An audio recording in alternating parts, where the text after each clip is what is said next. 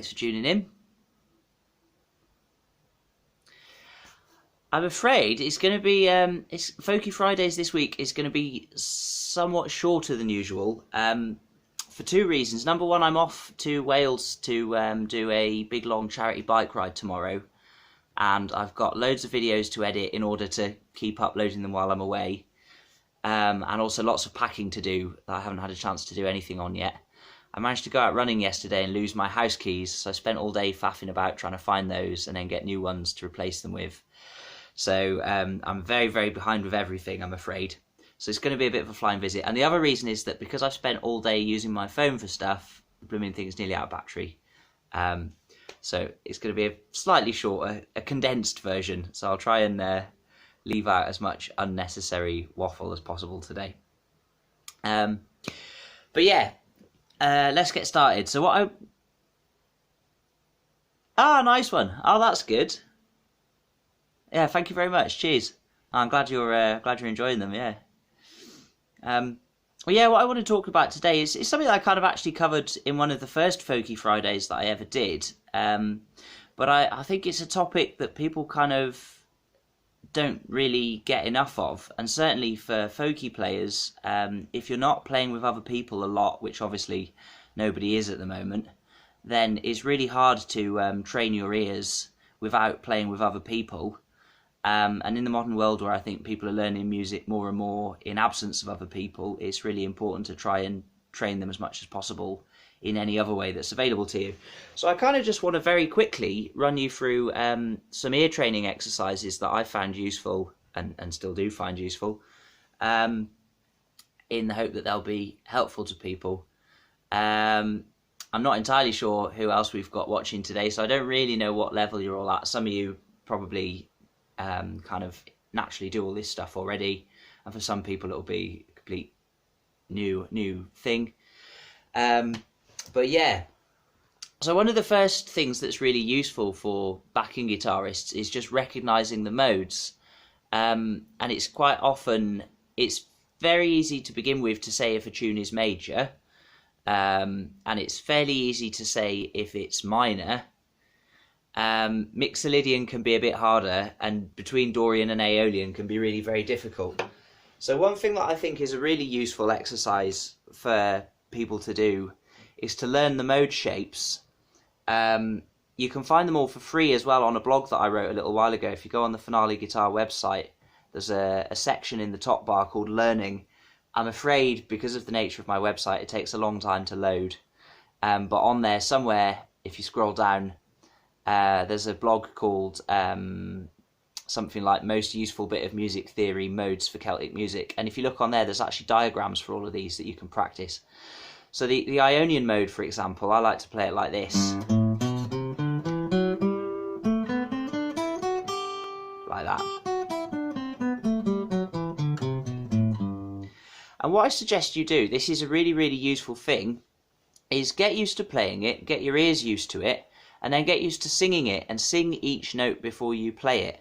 And that is going to train your ears to hear the sound before you make the finger movement, and they'll then associate that shape with that interval, that sound that's going to come next. The good thing about that is these shapes, the ones that I recommend on that blog, they're all movable. Yeah, I like 3 note per string because of this thing of it being movable. You will also, as well with that, you always have one string that only has 2 notes on it, and so you can kind of remember each shape by which string it only has 2 notes. So I find that quite helpful for remembering which is which. It's not ideal for stuff like trying to arrange fingerstyle and things like that, of course. There are other better shapes for doing things like that, but for just learning about music theory, I think these shapes are the best ones. Once you've got the hang of doing that and being able to sing each shape, I also recommend just playing the root note and singing the shape on its own, and then practicing playing the shape. The next thing to do is try learning to play it in thirds. So you go 2 up, 1 back, 2 up, 1 back, 2 up, 1 back, 2 up, 1 back, and so on. And when I'm doing that, I would then once I've got used to playing it and knowing how it sounds, I'd then sing it before I play it. So da da da da da da da da da da da da da da da da da da da. Then it becomes uncomfortably high to sing and I have to stop. But you get the idea.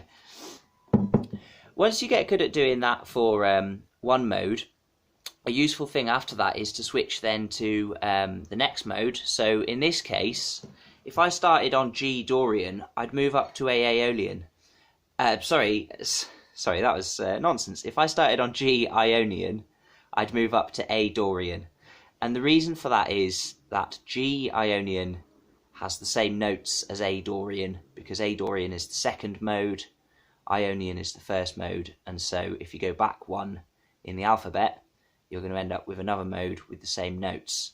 So A Dorian, second mode, same notes as G Ionian, first mode.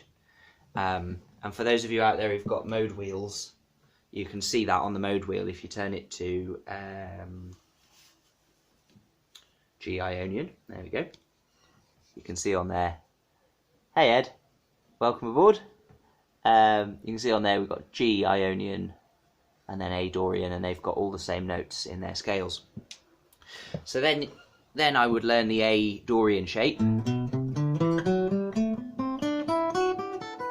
and do all the same exercises with that, so playing the root note and then just singing the whole thing, and then playing it back to double check that I sung it right, and so on, and then learning to play it in thirds.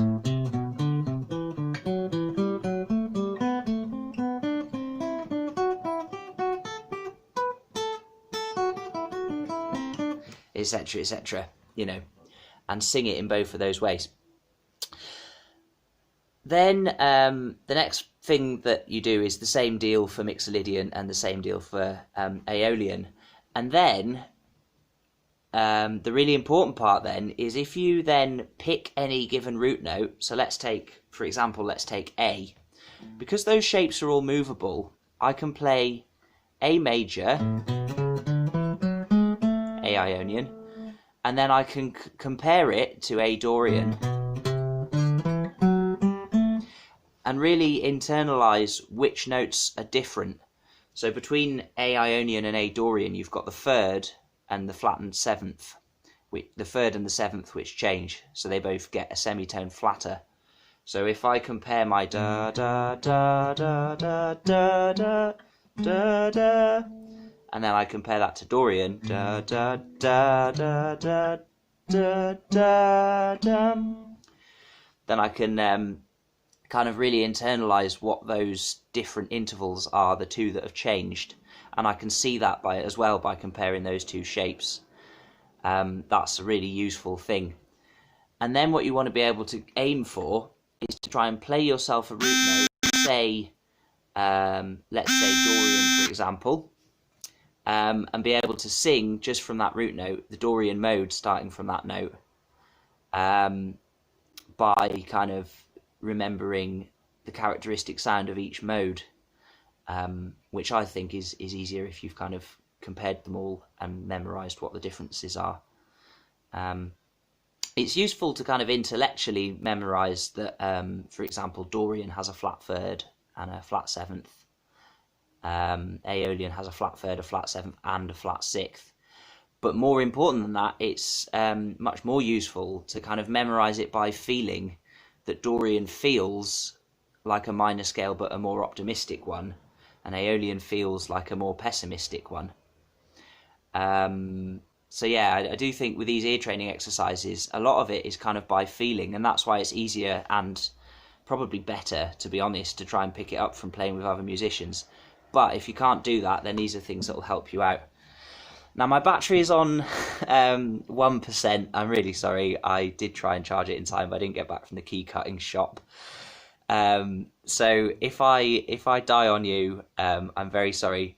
Next week's thing, I'm just going to plug this. Next week I've got a special guest on the show. My mum's going to be, I'm off to visit my mum next week, so my mum's going to be on the programme. So we'll probably just play some tunes and maybe have a chat about chords and tunes and don't know, this and that, but it should be fun anyway. So next week should be a good one, so tune in for that. But I'm going to carry on anyway, and when it cuts off, it cuts off. So that's what I wanted to say about modes. The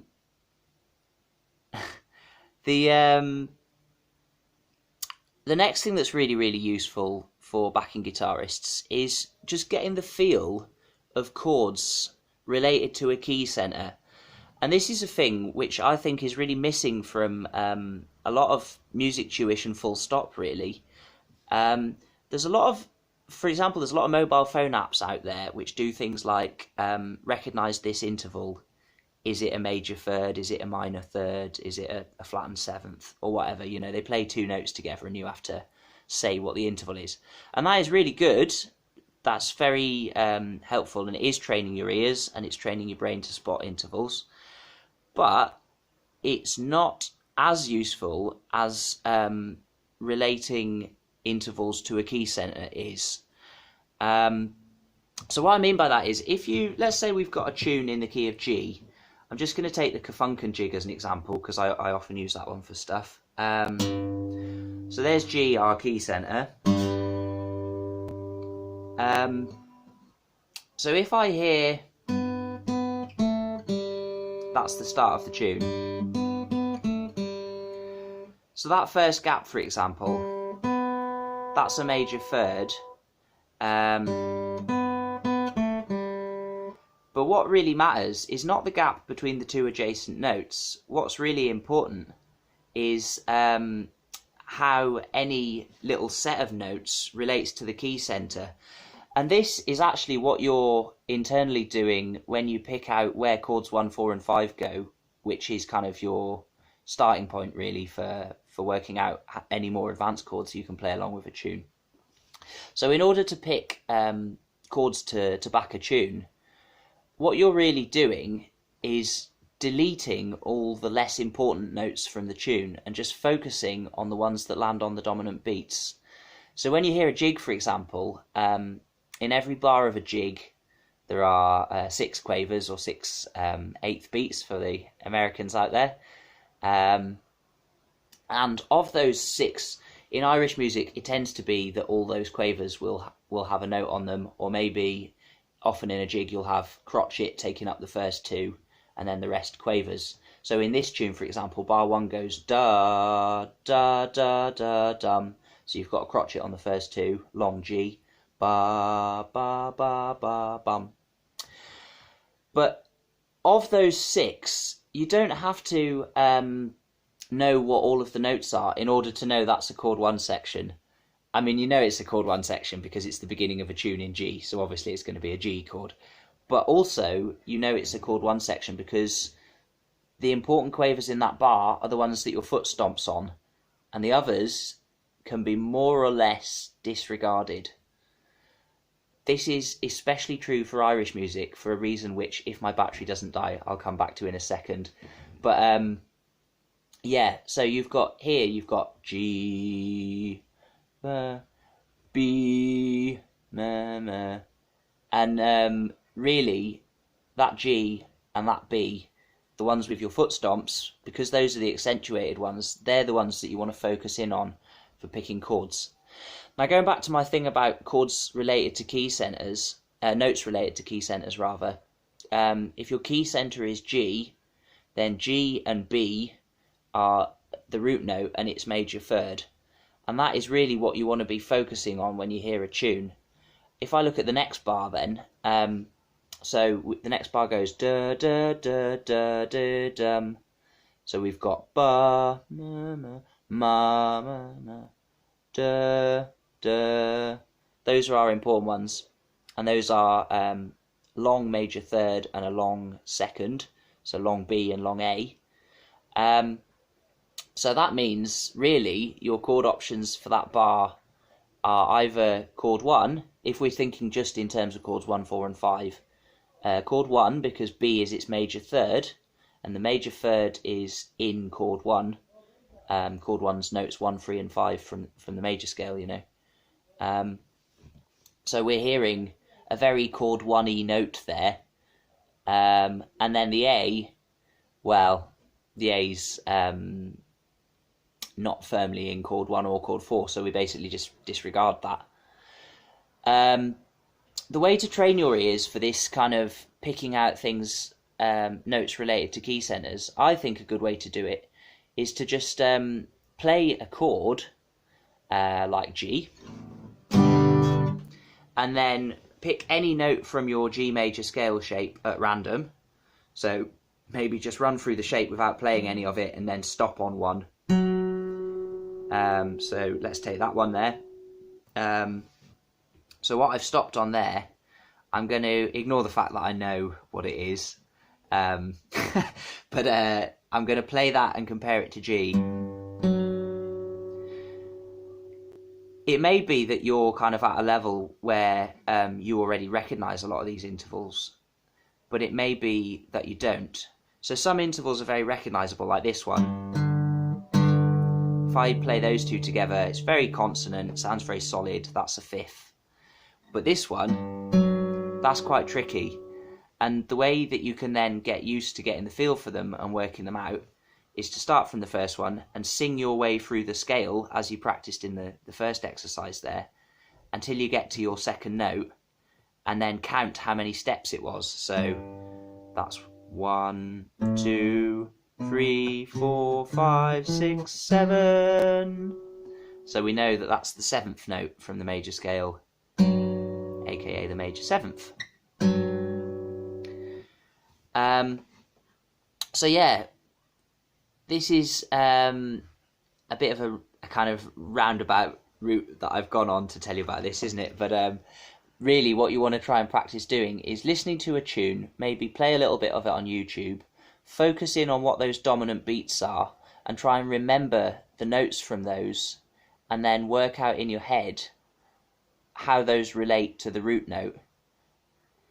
If the note that you hear is the root note, or the root note's major third, or the root note's fifth, and it's not the 7th foot tap, which is where chord 5 always goes, then the chances are that is a chord 1 section.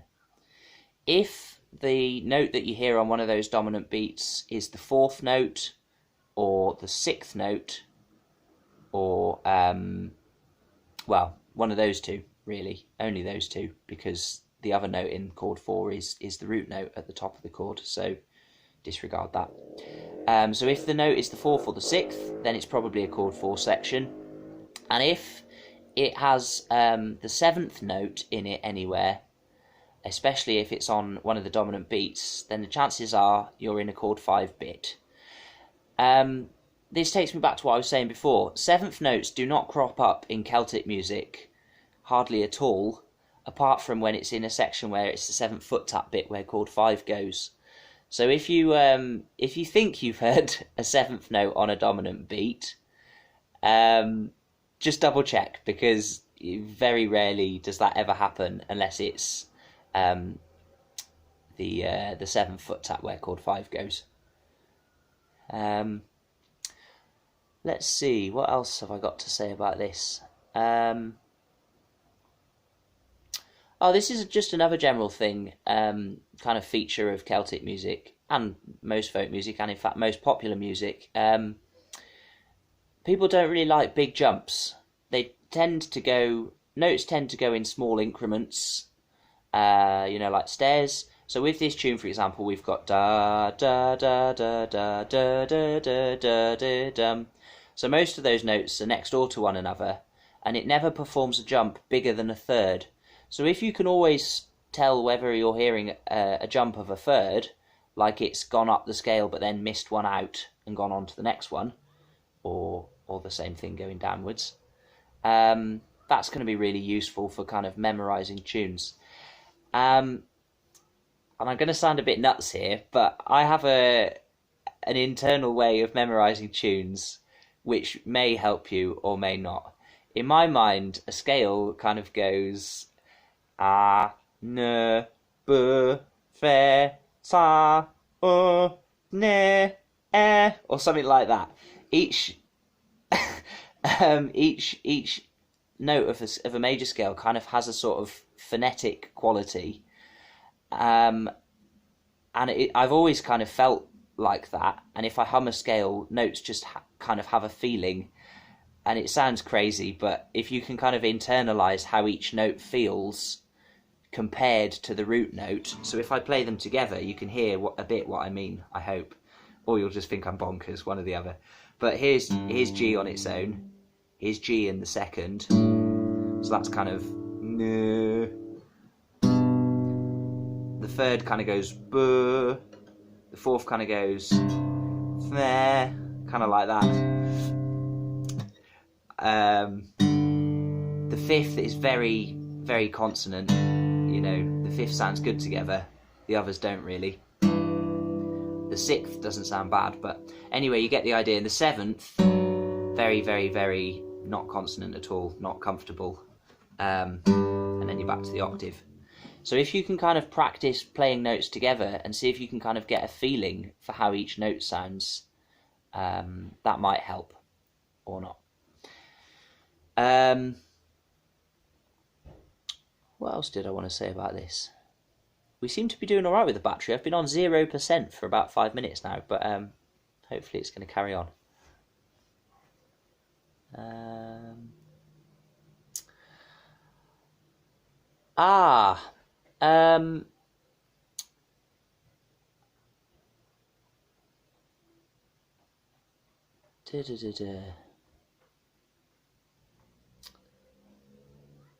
Should we go on to that?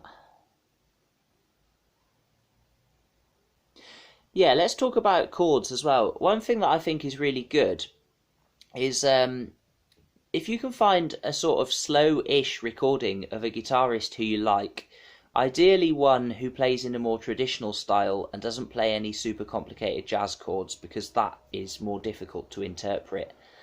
But maybe somebody like Ed Boyd or John Doyle, or you know, one of those kinds of players who plays a lot of the kind of nice traditional sounding chords without too many jazzy extra notes in them. There's loads of people. Yeah, but if you watch one of those players, if you can first recognise what key they're in, either by looking at what shapes they're playing, or by looking up the tune on the internet, you know, there's loads of resources where you can just Google a tune now and it'll tell you what key it's in. Have a look on the session.org or something like that. Then what you want to do is pause the recording, play the key chord, and then turn off the screen if you can, or just turn it round, stop looking at it, let what they're playing play, and try and listen and try and pick out when they're playing chords 1, 4 and 5 and when they're playing the related minors. If they're in a different mode than when they're playing chords 1, 4 and 5, you know, then let's say it's in Dorian, it's mainly going to be then chords 1, 7 and 5. But when you hear, let's say you're in E Dorian, if you hear E minor, you know what that sounds like because you've just played it to yourself. And then when you hear D, try and get the feeling for what D sounds like compared to E minor when you hear it. And just listen to other players play, maybe play them back on a slower... We've got some person with a stupid motorbike right outside my window. Yeah, if you play them back on a slower speed with YouTube or the Amazing Slowdowner or something like that, and just try and get used to being able to hear other people's chords and feel what those are. One thing that will help make your life easier with regards to that kind of thing is playing a chord and then trying to sing its root note. So if I play an E minor bar chord way up here, the root note is La, La, and it's fairly easy to get used to picking out these root notes. Here's another one with A, La, and then once you get used to that, try playing a little chord progression. Let's take a chord progression in E Dorian. So I might play...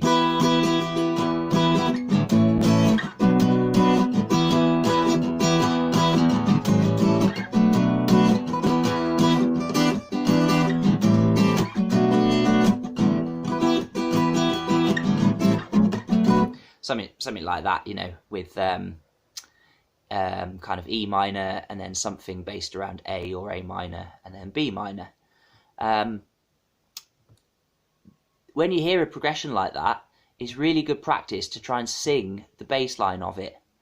Even if you can't work out necessarily what those chords are, you can probably hear what they are, you just couldn't necessarily say what notes they were. And obviously hearing's the first step to understanding, and it's much more important to hear and feel what something is, even if you can't necessarily kind of intellectualize exactly what it is just yet. So with that progression, your bass line would be... So your bass line would be ding da da da ding da da da ding da da da ding da da da ding da da da ding da da da ding da da da ding da da da. And then if that bass line got a bit, if the next round of the tune got a bit more complicated, maybe it might go.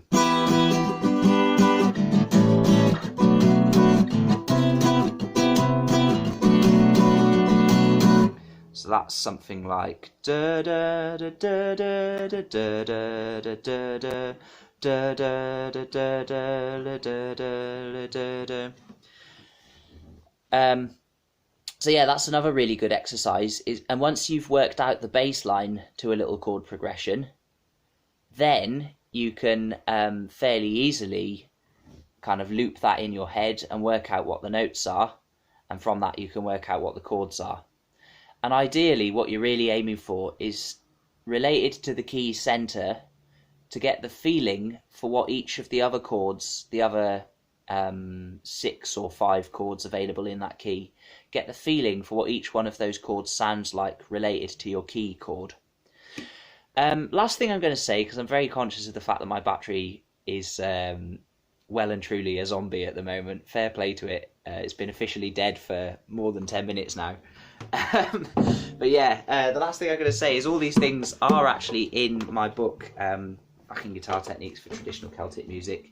And I know that pretty much everybody who tunes in to watch this already has this book. But in the audio that accompanied this book, I did actually do a thing where I recorded lots of chord progressions and I related them to a key centre. And then your challenge is to try and listen back to those and work out what they are. And I think that's really good practice. If you get a sense, if you can try and internalise how a G chord feels compared to a D chord, for example, then when you're when you're trying to play along with a tune in the key of D major, you'll have a feeling like if I play G, it'll kind of make the tune feel more like this. All this is very subjective, so it's quite hard for me to describe exactly what it is. But yeah, I think that's a really good thing to practice, a really good thing to try and do by feeling rather than by trying to sort of intellectualize it too much. However, having grown up doing it by feeling and put a lot of thought into it, I have now actually become fascinated by trying to intellectualize it, and I have some theories about that to do with the ratios of frequencies that make scales work and harmony and all that stuff, which at some point, I always say this, I'll get around to making some videos about, because it doesn't really help you very much with playing because you can't think about it fast enough to use it for anything, but I do think it's absolutely fascinating. So it's on the to-do list. But yes, just having a little look